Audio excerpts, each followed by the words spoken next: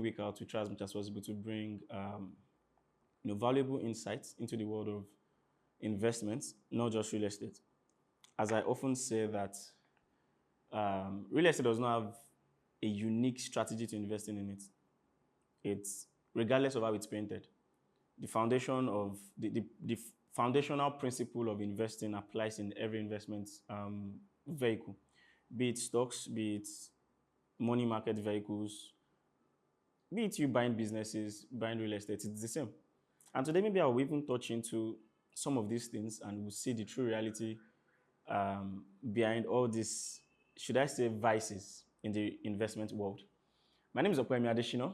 I'm the founder of Additional Assets, and I'm so glad to have you guys join us. And today's session is going to be remarkable. It's going to be eye-opening because it's something that I believe a lot of people need, not just need to know, but need to learn how to apply. We are going to be talking about data versus intuition, meaning how do you balance your rationale for investing? When do you tilt towards data the most? When do you tilt towards intuition the most? And how do you mix a blend of both to have a profitable investment journey? In my own little years of investing, and both personally and watching other people make investment decisions, I know that you really cannot say that all investment decision has to be data backed. That would be a lie. That, oh no, leave your intuition, leave your emotions aside, leave your this, leave your that. Nah, it will be a lie, right? There's a need for a perfect blend of both data and intuition. And we're going to be going very, very deep into it because I've been an advocate of data-backed investing, figures-backed investing, right? Meanwhile, I think there's need for me to actually offer a balance that, you know what, you are not always going to have all the data to back your investment choices. You are not going to, it's not going to be all convincing every time, right? There are some decisions you make that, honestly speaking, you know that it's just hopes, right? Maybe not entirely hopes, but you know that there's a part of it that you are honestly hoping. I was watching the interview of Dangote, that's the richest black man on earth, and they asked him that if he knew, what was the question again? That if he, right now, what he knows, if he knew that before he started building the refinery, would he have gone ahead? He said no. Why? He said even though a lot of people were telling him that this thing is this is the danger, this is the fear, this is the potential, this is, he could not see it. He just knew that this thing had to work. Meanwhile, I think he mentioned that there has not been a new refinery in Africa over the last, is it 32 years, right? And so for government, corporations, and all the billionaires we have in Africa, not to have looked into it, definitely there was a lot of cons, building a refinery. But he just somehow just believed it can be done, and then he did it. Meanwhile, was it Steve Jobs that said only those who are crazy enough to think that they can change the world, they are the ones who do. So there's a place of intuition, to be honest, and there's a place of data. There's a place of being data driven, being research driven. So how do we balance these two? How do you know that an investment is worth it? Not just because you feel it's a good investment, but because there are also factors that you can see that proves your intuition right. Maybe not 100%, but at least there are certain factors you can see that say, you know what, there might be some positive things here. Let me go ahead with it. Or even when your intuition says it's a good thing, and then there are some data that should I use the word contrary evidence that like telling you, you know what, this might not be all bed of roses, but then would you still go ahead with it? Would you not? We'll be exploring all that today. One thing you want to do is not to watch this video alone. You want to share with as many people as possible. And the funny thing is, a lot of people don't know that it is from this live session that we actually get excerpts that we post every single day. So most people don't know that what they see every day in short videos, it's just the tip of the iceberg. So you might want to let them know that this is where the real deal is, the real deal is, and for them to actually get more juice out of what we are sharing every Monday. Like I used to say, this is more like our YouTube channel is like a mini investment school, right? If you permit me. So today we're talking about balancing intuition and data when you want to invest. I would try as much as possible, I would try as much as possible to limit or to focus on real estate. But you know that the way I talk about this thing is investment in general. I just believe that if you understand investment generally, you can just contextualize it into real estate and make the good decision. I'm not the type that will tell you that leave stocks, go and buy real estate.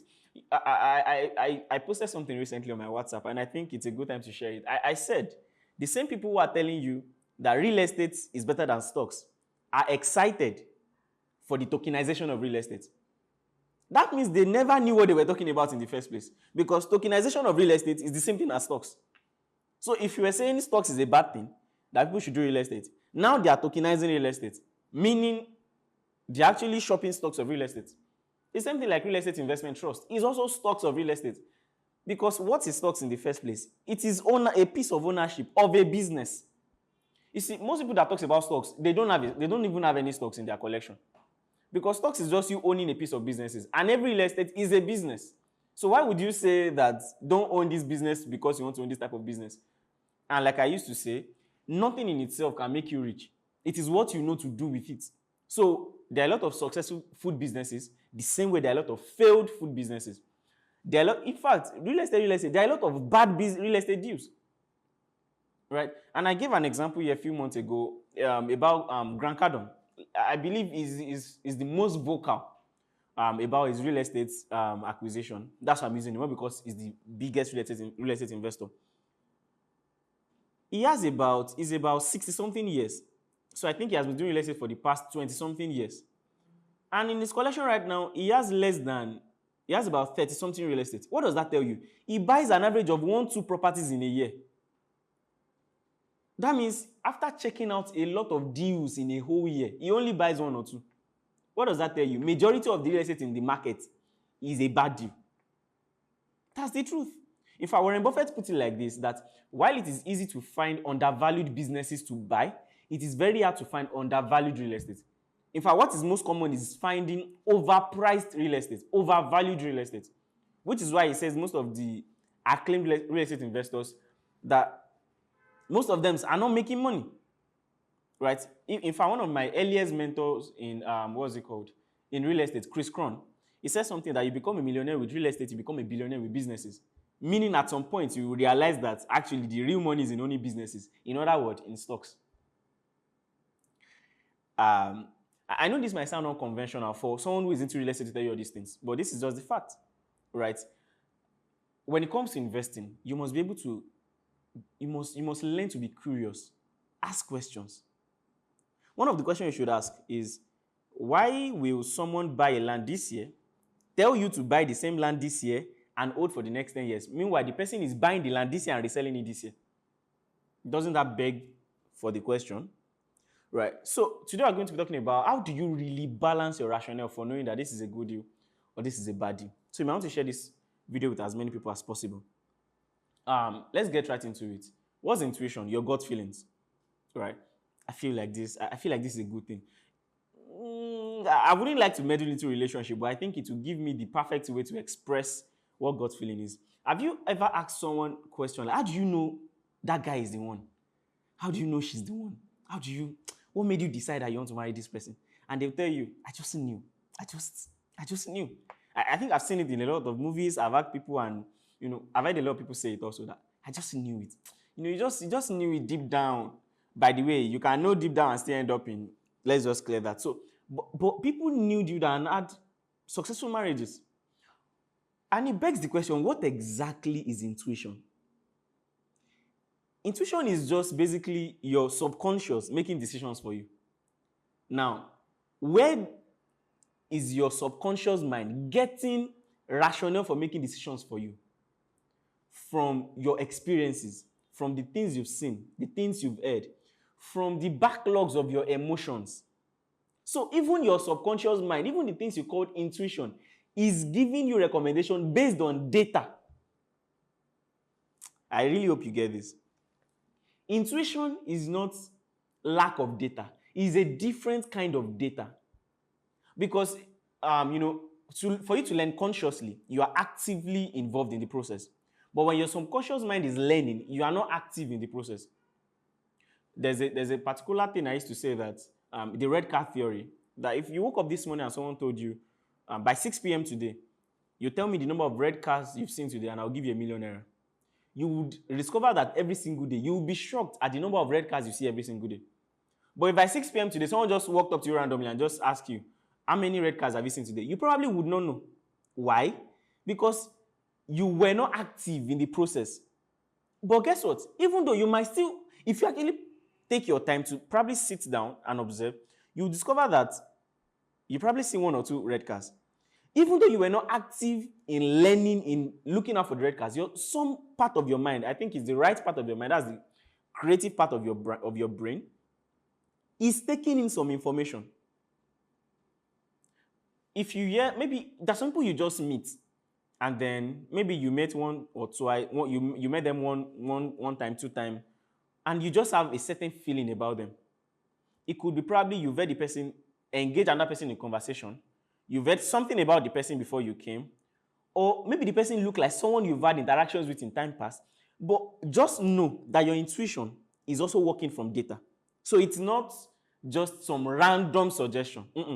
It is actually from your backlog of emotions, backlog of the things you've seen, backlogs of your experiences, backlog of the conversations you've had, the things you've learned. So it's just all the things that your subconscious have been able to siphon from the things you've been through, you've seen over the years. So when you're now at the junction of making decision, it's now correlate it or try to compare it with all the things you've been through, all the things in your backlog of, in your subconscious mind. Then it tries to tell you that, okay, you know what, this thing looks like what you've done before that succeed. Then you should do it again. Right? And which is why your subconscious or your intuition can also be right, because it is also working from data. So it is not vague. And that's why your intuition also can be right. Now, where do we now balance it with real data?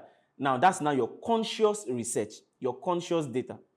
This is now where you now get active in the process. You now say, okay, you know what are the, even though my subconscious is also working from a kind of data, what are the ones I can see consciously that can prove to me that, okay, my intuition is leading me right?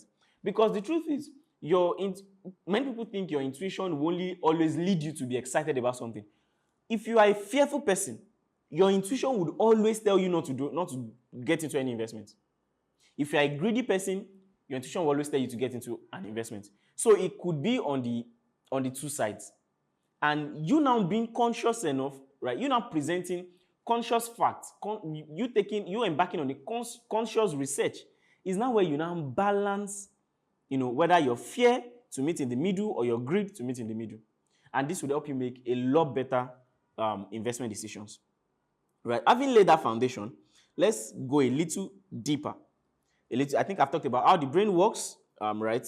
So let's go a little deeper. Right? There are some advantages to making decisions based on intuition. For example, it helps you make faster decision, right? Faster decision. It's, when it comes to let's say uncertain times, it can help you overlook the uncertainty and easily bring out opportunity out of it. For example, right now, a lot of people might be skeptical about investing in Nigeria based on currency devaluation or let me say, the inconsistency in our currency valuation. Few weeks ago, we were excited. It's now back at 1,000, back at 1,001. Today again, it's back at, I think, 1,600 or something. Right? So that can be uncertainty. Government policies. Yesterday, they are changing national anthem. Today, they are changing minimum wage. Tomorrow, maybe it's uniform they will say all of us should be wearing. Right? So a lot of things might be happening like that, and you're like just scared that, you know what, I don't even know where this country is going to. So how do I even make my decision? Intuition can be something that now see an opportunity, even when you're not actively looking. And based on the fact that you've seen an opportunity like that, maybe some time ago, that you cannot even remember right now, your intuition can already interpret the data to say, this is the kind of thing we did that time that worked, or we saw that time we didn't do, but data worked. Now, I think we should do it now. So you might not really have the data to judge that opportunity right now, but your subconscious mind can easily correlate it with the data it has in its database and easily tell you that do this. So it can help you to make faster decision or easily isolate opportunities, even amidst uncertainties. So these are some of the advantages of your intuition, right? And then it can just help you, what's it called? Know your sentiments.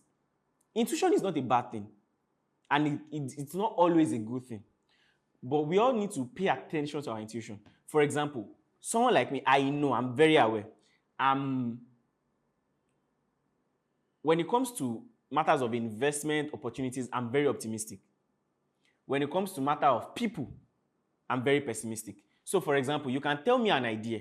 I'm interested in the idea to invest in it, but I'm not interested in investing with you as a person. So it might take me time to trust people, but opportunities get me excited on time. So I need to find a way to get data to help me trust you faster and get slower in trusting my intuition. So for example, I want to ask questions. What have you done before? Who have you done businesses with? So I want to have a conversation with that person. So I'm trying to get my intuition to catch up with who you are so that I'm not entirely wrong about you. And also, even though I'm overly excited about your opportunity, about your business idea, I'm not rushing into investing with you. I want to get to know, okay, who else is doing this kind of businesses? Who else is in this kind of industry? What's data saying for this kind of business in this period of time? Right? So you need to understand. You need to be honest with yourself. What's my intuition likely to lead me to easily? Is it towards fear? Is it towards greed? Is it towards optimism? Is it towards pessimism? So that you can know exactly what role is your conscious data coming to play. It's not just about just balancing data and intuition blindly. First, realize, where is my intuition likely to lead me? I was watching a video recently and a lady said that she just got out of a relationship, but she also wants to get into another relationship.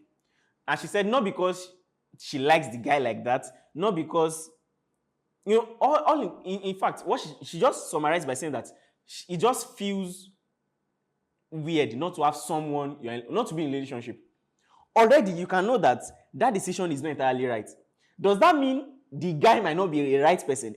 The guy can actually be the right person. In fact, they might end up getting married. But that decision also can lead her into trouble. Because at the end of the day, she might end up discovering that there's a void she needs to actually feel that even the guy cannot feel. She sounds like she needs attention. There's someone that said that some people they are addicted to hearing "I love you." There are people like that.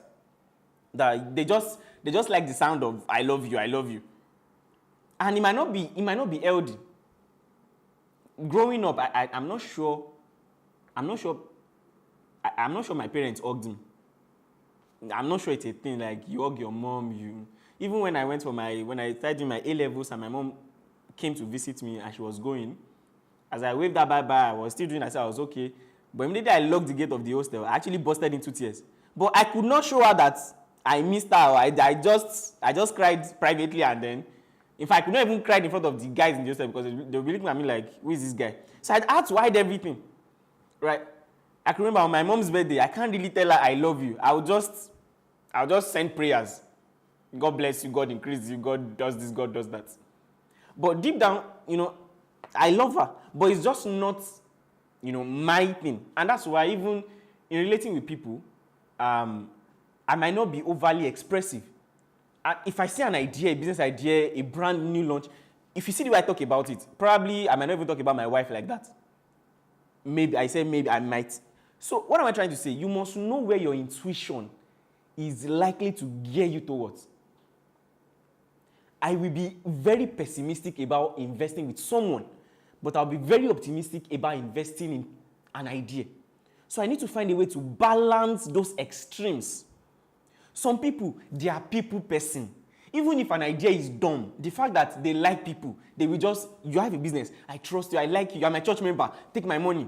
Even if the idea is stupid, that's where their own intuition is leading them to. So they now know, okay, this is my own intuition extreme. How do I bring it to the middle? How do I balance it with data to say, you know what, even though I like you, even though I know you're a lovable person, you smile a lot, all those nonsense criteria of liking people, but I still need to know about your idea. Have you done this business before? How long have you been doing the business? What did you study? Let me get to know that I can trust you to run this business well, or let me even know whether this business has future. So it is this understanding of the extremes of our intuition that will help us make sound and better investment decisions. Without that, we'll be making, the goal of investing, and I think it was Benjamin Graham that said that when you lose small. When you win big. That's the goal. So it's not that you won't lose at all, but that whenever you lose, make sure the loss is very small. Whenever you win, make sure the win is a lot, is big. All right? And that's why you cannot just base your decision on entirely intuition and entirely data. Because sometimes too, data can be misleading. For example, a lot of people did not believe in .com in technology era.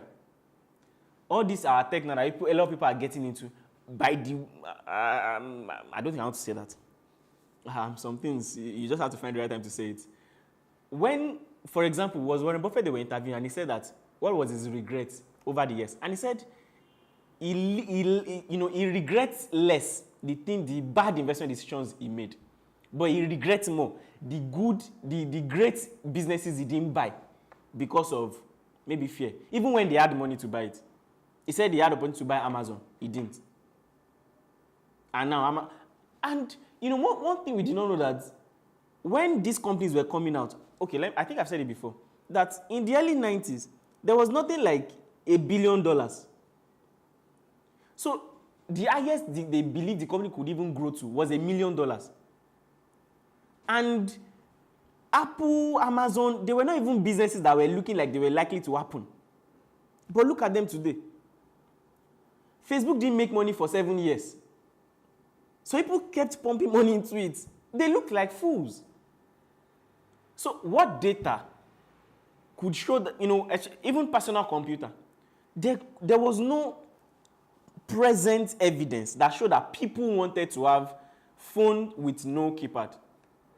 It was Steve Jobs that said that most times people don't know what they need or what they want until they are presented with it. That's a lot of risk. That's a lot of risk. So what am I saying? And this is where I'm going to. I'm getting somewhere, which I need you to pay attention to me. Whether you are on the intuition side or you're on the data side, what you are looking for is, one, is there a contrary evidence? I'm not saying is there evidence. So, for example, my intuition can say this is a good deal, and there is no data to show that this is a good deal. But if there is data to show that this is a bad deal, I should pay attention to that data. So, for example, during the .com era, when this technology boom, there was less to no data to show that technology is a bad invention. There's just scarcity of data to prove that it was a good business innovation. Do you get what I said? So, for example, I like a girl. There's nothing wrong with her. She's fine. She has character. She has this, everybody likes her and all those things. There's nothing to show me that this girl is a bad girl or she has these character flaws. Even though my intuition is saying it's right, there's no contrary evidence. That means I'm allowed to follow my intuition to a level. But if my intuition is saying that this girl is a good girl and I should go ahead with her, and there are contrary evidence, the first one is there are no evidence to show whether she's a good girl or a bad girl, right? I'm just judging based on my intuition with her. But if there are contrary evidence, for example, maybe I've ever spoken to 3 people, and out of the 3 people, she caused 2 people. That's a contrary evidence. Except maybe you like curses, you are a fan of curse. Maybe your own zodiac sign is that we curse a lot. That can be on the part. But you now want to find your own contrary evidence to say, okay, you know what? Does she believe in my values? Do we believe in the same faith? All the things I want, does she have it? And all those things. So in as much as there's a contrary evidence, you want to now subject the judgment of your intuition to that contrary evidence. You don't want to assume that the contrary evidence, what do we call it now? Is it cap? You don't want to assume that the contrary evidence is cap just because your intuition says that it's a good deal or she's a good girl or something like that. You want to make sure that you pay attention to whatever contrary evidence is available. But in the absence of a contrary evidence, you might want to now tilt towards your intuition. So I believe you are learning a lot. I believe you are getting somewhere, right? Now, I've told you about the advantage of intuition. It can help you spot disruptive or unconventional ideas, recognize potentials even when a lot of people cannot, and the likes of that. Now, let's go into some of the dangers of intuition, right? Is that when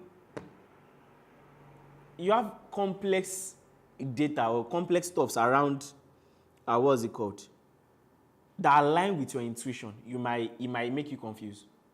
For example, you believe that this is a good deal, but then you are looking for data to support your intuition, and you are not getting.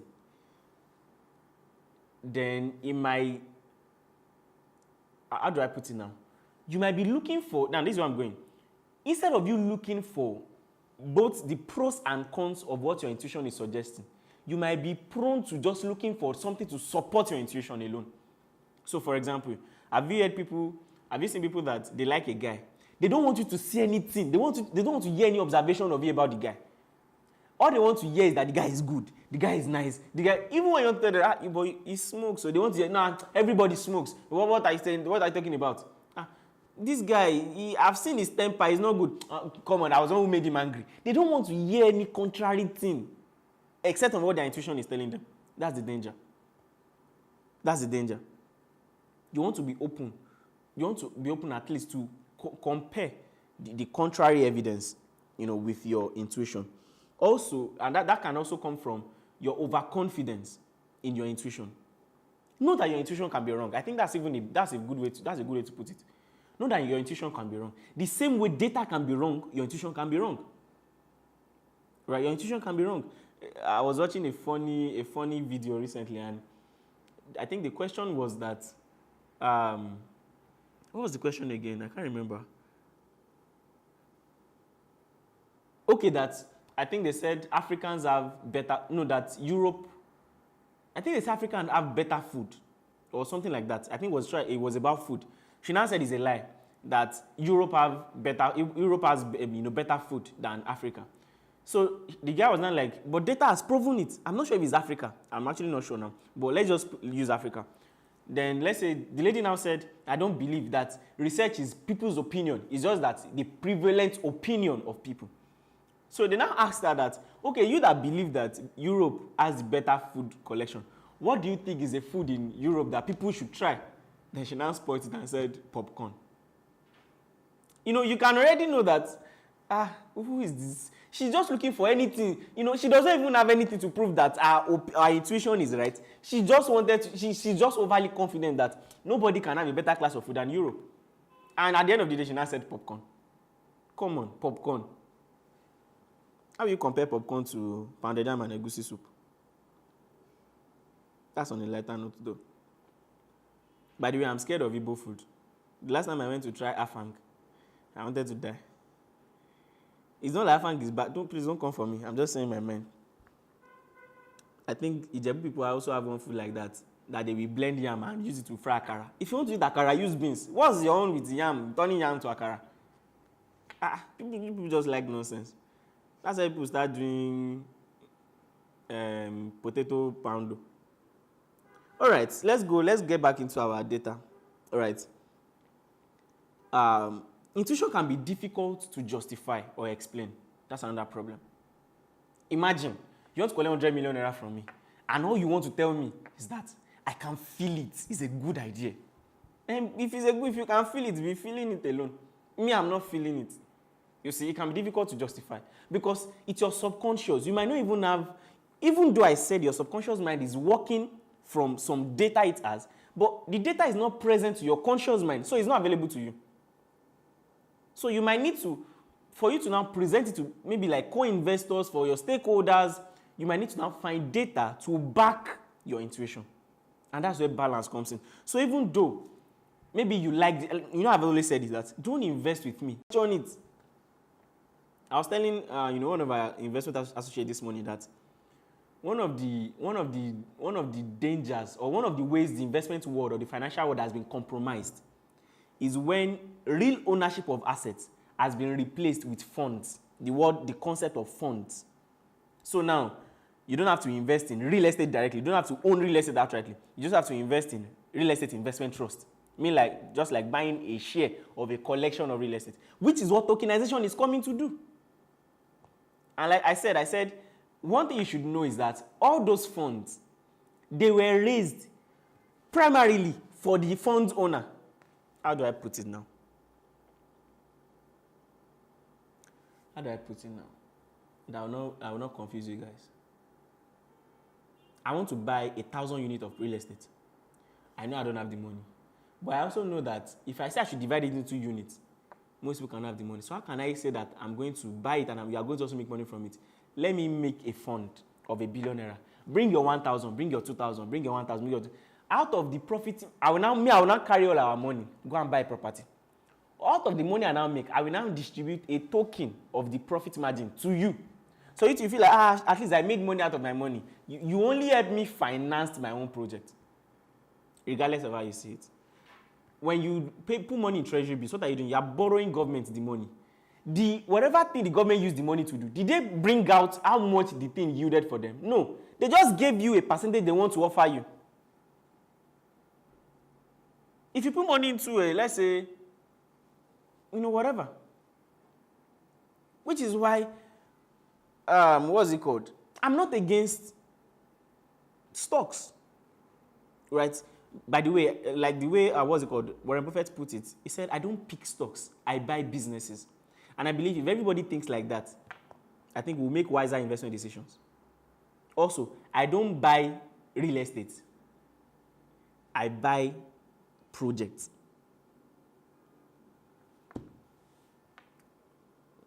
Because find a project that you know that like I used to say, treat every real estate project as a business. I'm looking at a 22-unit property in Ibadan currently. I'm going to be there on. I'm still thinking it's still far away. I'm going to be in Ibadan tomorrow morning. I'm going to be in Lagos tonight. I'm going to be in Ibadan tomorrow morning. And we are going to check out the 22-unit property. I'm not looking at the property like I want to invest in real estate. I'm investing in that project as a business. So I'm treating that 22 units as a business on its own. What's the area? What is it offering tenants? What needs to be added to the property? What value am I going to add to it? So now make it desirable. I'm treating it as an individual business. The fact that the building beside it is making money does not mean this building is going to make money. And that's why people that just say, anywhere you see land, just buy. That's the dumb way to get people to. Meanwhile, I've said it before. How will you know something is no longer an investment? It's just a retail. Have you ever seen them say they are doing Ileya promo on stocks before? Have you ever seen them say they are doing Ramadan promo on mutual funds before? Have you ever seen them say they are doing, Happy New Year promo on treasury bills?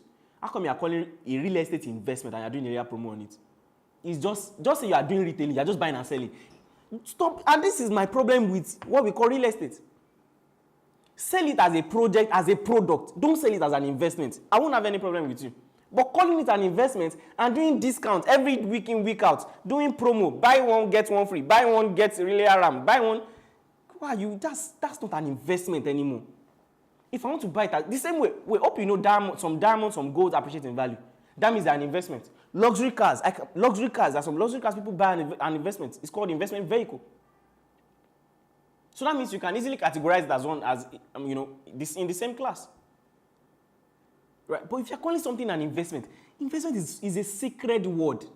It's just in, a lawless and regulationless, permit me to use that word, regulationless country we found ourselves. Anybody can just wake up today and call himself an investment advisor. Right? You can be a broker, sell. I have a product, I have a real estate, you want to buy, sell. You have a land here, I want to sell. You want to build on it, sell. But don't call it an investment. Come on, investment is too sacred for these things we are doing. It's too sacred for these things we are doing. And this is why, as an investor too, pay attention. And see, if you disagree with what I'm saying, then you're not my target audience. Because the people I'm really looking forward to are people who want to build wealth strategically. I've said it before, a lot of people are investing, not everybody is building wealth. Do you know that how many people are trading on, stocks market every day?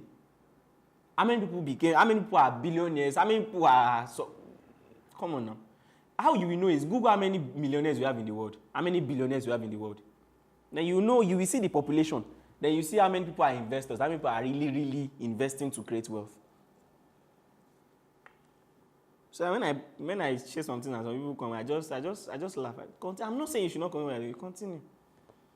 How will the salespeople make money? Abi?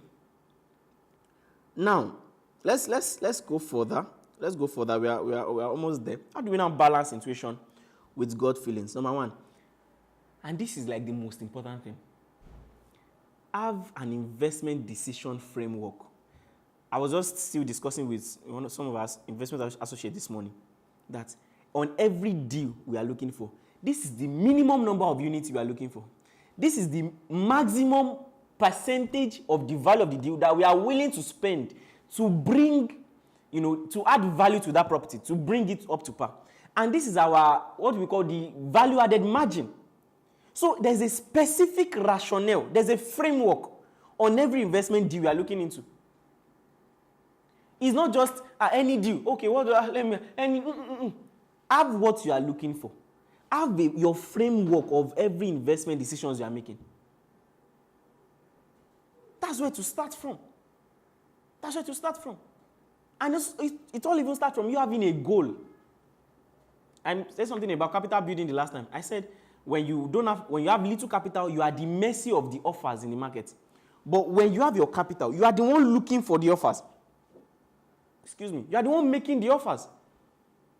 You see a property, you are the one working there. Okay, selling for this and this. I have this amount of money. I want to buy this and this and this. How much will you give me? Yes, no, I move on to the next person. Stop being at the mercy of offers.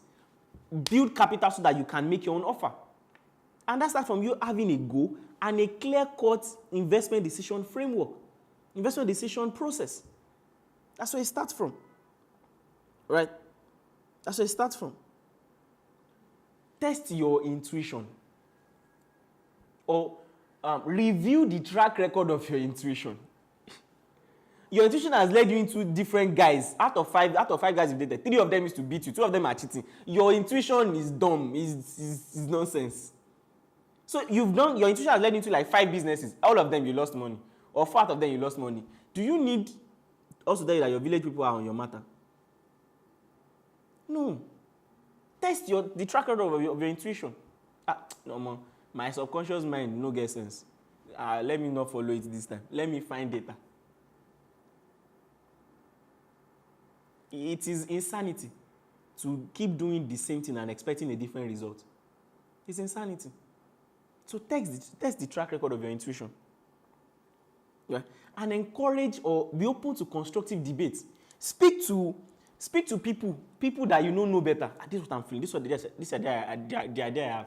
Let me tell you one of the most fascinating philosophy I have.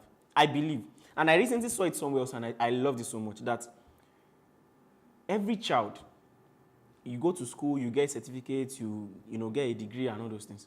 But when it comes to building a career, I believe what you should first find. And Jack Ma also said this thing. And I think the main thing that people need to hear, people are not hearing it. He said, fresh out of school, he said, find a good boss that can mentor you. People that still have something close to that right now is the Igbo system. The Igbo's apprenticeship system. Find a good boss that can mentor you. Not the one that will be the one that can really mentor you, that can see your gifting, see your skills, and see your potentials, and be able to help you coordinate it. That can tell you, pick this course, get this certification, okay, go into this business. That you can easily present your ideas to your intuition and can tell you this one is dumb, this one you can go. That I'm not saying they will be 100% right, but at least you can get third-party perspective. Yoruba will say, meaning if you've not been to other people's house, you will think your mom is the best cook. Right? You can get third-party perspective. That, this is what I'm thinking. What do you think? Even if the person also will not be 100% right, because some people, they will gauge your idea with their own small-mindedness. So you can, but at least you will get some, regardless of how bad they paint your idea, you can still get some perspective from them. You can still get some wisdom from them. Right? That's why you need to learn how to sieve information. That people are telling you a lot of things. You can sieve, okay, I'm not picking this one I'm picking. But you can't even pick if you don't have a background information. It takes knowledge to access more knowledge. That's why you didn't jump from primary one to university. You need knowledge, you need to build it. So regardless of what people are telling you, you won't even know how to pick and choose. If you've not invested in yourself, if you've not read well, you've not learnt well. Right? So even your intuition, learn to subject it to third-party perspective. Third-party perspective. Right? What's his name? MJ, Myron something. Is he MJ? I can't remember again. I said that if you truly want to build, productive children, he said, build a family business, right? And as your children are growing up, let them work in the family business. And once they grow up, make sure that you prepare a succession plan, how to plant them in several, capacities, so that they can be able to take, so that even if they have maybe they have new ideas they want to do, they would have learnt the skill set, the tool set, the mindset from working with you, from you grooming them. They can intern with you. One of the blessings I'm grateful for is the opportunity to intern in several organizations. And I say it a lot of times, I'll say it again. The best, or don't let me say the best entrepreneurs, it is easier to succeed as an entrepreneur, or you will succeed faster as an entrepreneur if you actually worked as an employee. Argue with your keeper. Because there's something you will not learn outside working somewhere. There are some structures, some systems you won't learn working somewhere else. It makes the journey easier. Don't lie to yourself. It makes the journey easier. At least, even if it's not working in an organization, working with someone. All is not ideal. You need accurate. Like my mom would tell my younger sister that learn precision and accuracy. Precision and accuracy.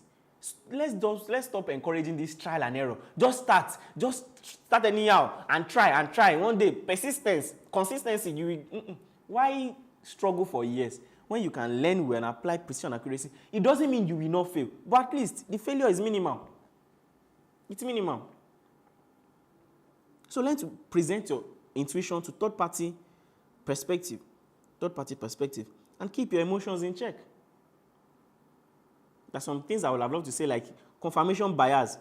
When your intuition is telling you something, all you're looking for is something that agree with it alone. I think I've explained that. Right? And all those things. Right? So relying on intuition alone would make you, would make you make too risky decisions. Right? It will expose you to high level risk in your investments. Right? So when you know that, okay, this is high risk, you can bring data to at least reduce the risk.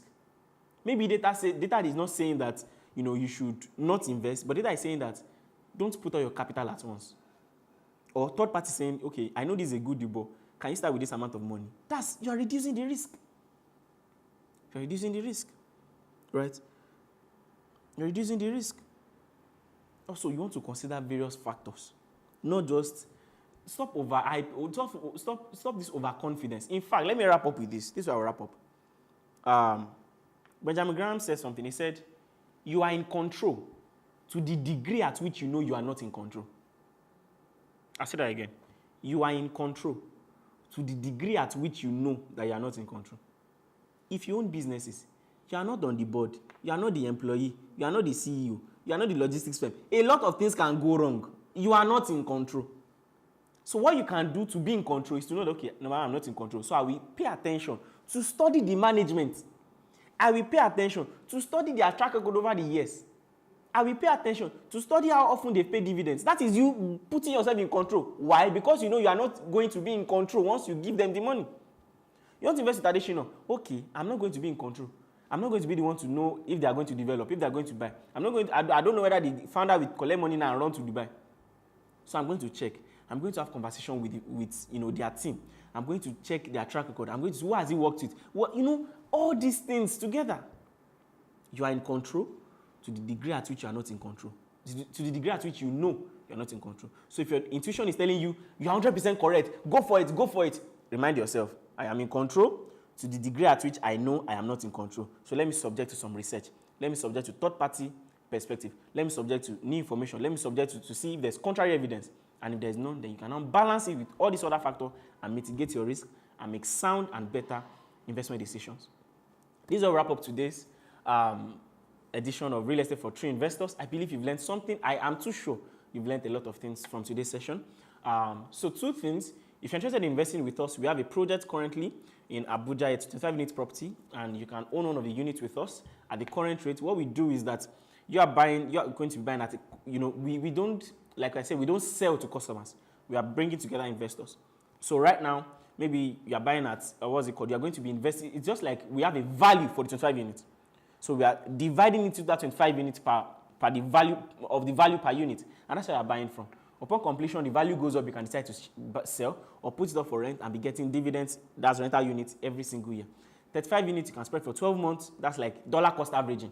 Buying the future value right now, and then you just spread for 12 months. So if you have, you can start, so 35 million divided by 12, you can start with 10 million naira, you can start with 5 million naira and spread the remaining balance for 12 months. You can send us a DM, just DM invest and to 070-5555-4807. DM invest to 070-5555-4807. Also, if you have a property minimum of 10 units, you have a property minimum of 10 units, sorry about that. If you have a property minimum of 10 units in any location in Nigeria you want to look into, that needs, that you believe has potential. Maybe it's old design that you know that if it's converted into new design, it's going to make money. It's a good environment, good infrastructure in a place where people want to live in, where people are running away from. You can also send us a DM on 070-5555-4807 or on our social media platform. Just send us details of the property, what property is. We most likely prefer pictures and videos, stuff like that you have direct access to, so that either myself or one of our associates can come and check the property out, and we'll tell you our verdict on the property, whether we want to invest in it or not. And if you like to also ask questions, inquiries, and all those things, send a DM, send us a text, and all those things. And then I'll be in Ibadan, Ilorin, Abeokuta, Lagos, then back to Abuja from Saturday till next week. I'll be in Ilorin and Ibadan on Saturday. I'm doing a radio tour plus investors hangouts. So I'm doing a radio tour in Ilorin, in Ibadan in the morning. Hang out in that afternoon, then Ilorin in the afternoon, hang out in the evening. Then on Monday morning, I'll be in Abeokuta for the radio tour and hang out, maybe breakfast. Then in Lagos in the evening for radio tour and hang out, dinner in the evening. Then I'll be back to Abuja on Tuesday morning for radio tour and then hang out in the morning for Abuja. So if you're in Ilorin, Ibadan, Abeokuta, Lagos, Abuja, you want to meet with me, you want to listen.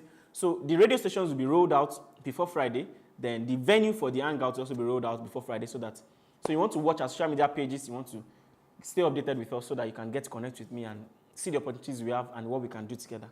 I'll be glad to see you there and have an amazing, amazing week ahead. Bye.